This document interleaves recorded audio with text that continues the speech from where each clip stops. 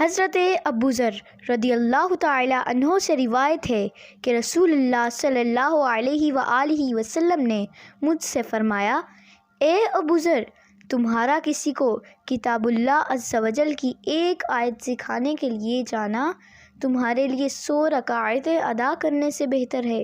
اور تمہارا کسی کو علم کا ایک باب سکھانے کے لیے جانا، خواہ اس پر عمل کیا جائے یا نہ کیا جائے، تمہارے لیے 1000 رکعتیں ادا کرنے سے بہتر ہے۔ سبحان اللہ۔